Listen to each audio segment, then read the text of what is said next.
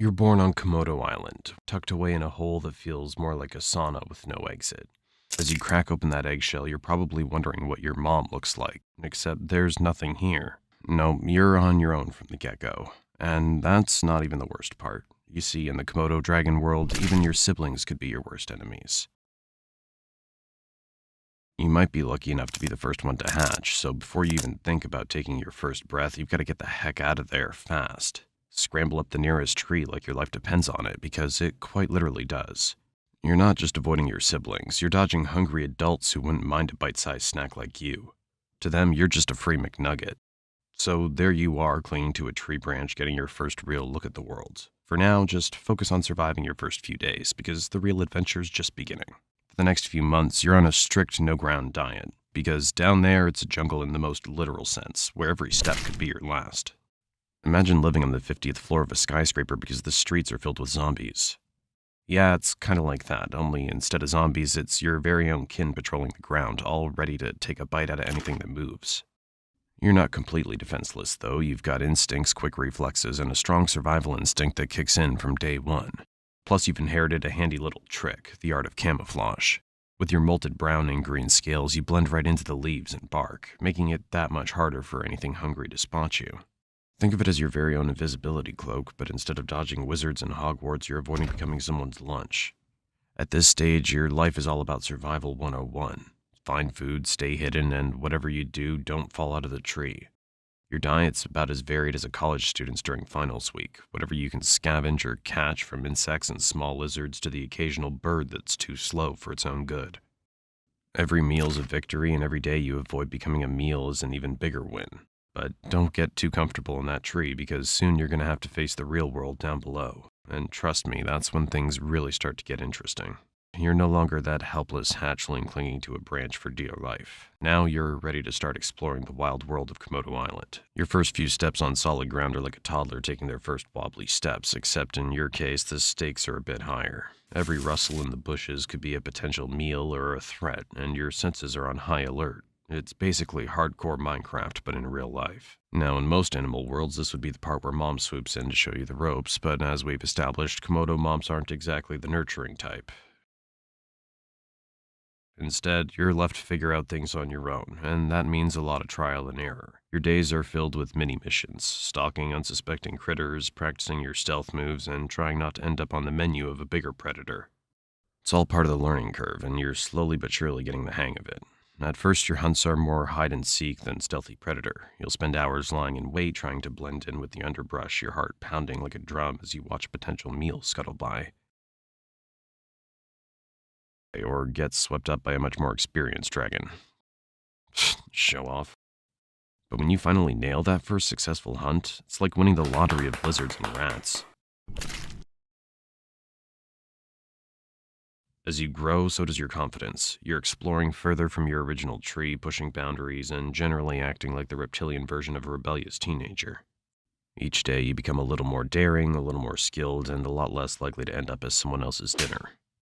But it's not all smooth sailing. Remember those siblings you escaped from at birth? They're still around, and now it's time for some good old-fashioned sibling rivalry.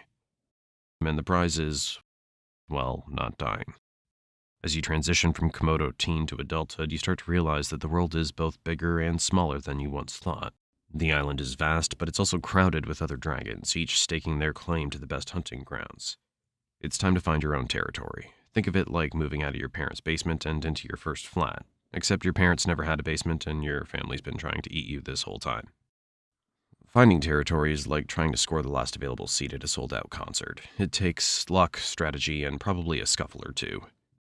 You'll roam across Komodo Island, covering miles of rugged terrain, scanning for that perfect spot.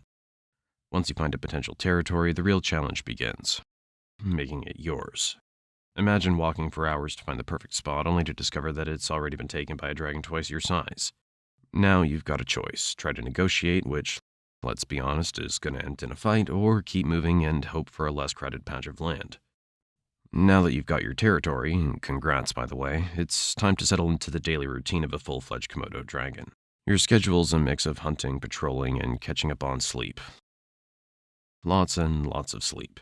You're not one to waste energy, so when you hunt, you go big. One large meal a week is your style, something that'll keep you satisfied for days. You're aiming for deer, wild boar, or even the occasional water buffalo. Your hunting style's all about patience and precision. You lie in wait, blending into the landscape until the perfect moment to strike. It's a high-stakes game of hide and seek, where the prize is dinner and the cost of losing is another day of hunger. But when you do succeed, it's worth the wait. You'll feast like a king and then slip into a food coma that'll make a Thanksgiving nap look like a quick power snooze.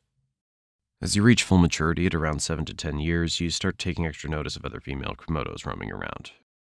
That's your urge to mate kicking in. Mating season's like the ultimate dating game. You're sizing up potential partners with a mix of curiosity and caution. For male dragons, the competition's fierce. You've got to prove your worth to the ladies, and that means showing off your strength, size, and survival skills. If a female finds you impressive, she might just let you get close enough to mate. Just don't screw up your chance because the competition's tough and your brother might just be waiting in line. Once you've successfully mated, your job isn't quite done. If you're a female, you'll lay your eggs in a carefully selected spot, burying them deep to protect them from predators. After that, it's back to a solitary life, leaving the next generation to fend for themselves just like you did. You've somehow made it past 10 years and all the way to 15. Congratulations. In the wild world of Komodo dragons, that's like reaching your 90s with all your teeth intact. But here's the thing, you're not as quick as you used to be, and those once impressive muscles aren't quite as strong. You've earned every scar, every notch on your scales, but now survival requires a different kind of strength, one that comes from experience and wisdom rather than brute force. But with age comes new challenges, and you knew this day would come. Another younger dragon wants your territory, and this battle might be your last. The young dragon's eager, strong, and even reminds you of yourself when you first went out to get your own territory. Hey, it might even be your own son, who knows? Komodo dragons aren't exactly great parents. This fight is different from the others you've had. Although you're older and wiser, you're also more vulnerable. Your opponent's fast, relentless, and every blow feels a little harder than the last. But you're not about to go down without a fight. You dig deep, drawing on every ounce of strength and every trick you've learned over the years. In the end, it's a close call. Maybe you win, driving the challenger away one last time. Or maybe you lose, forced to retreat to the fringes of your territory, battered but not broken. Either way, this fight marks the beginning of the end. You've held your ground for years, but now it's clear that the balance of power is shifting. The jungle's a harsh place, and even the strongest can't rule forever. After years of ruling your territory, you give one last growl. And now, as you feel the weight of time pressing down, you know that the jungle will continue with or without you. As the end approaches, you find a quiet spot to rest, somewhere safe from the constant struggle for survival.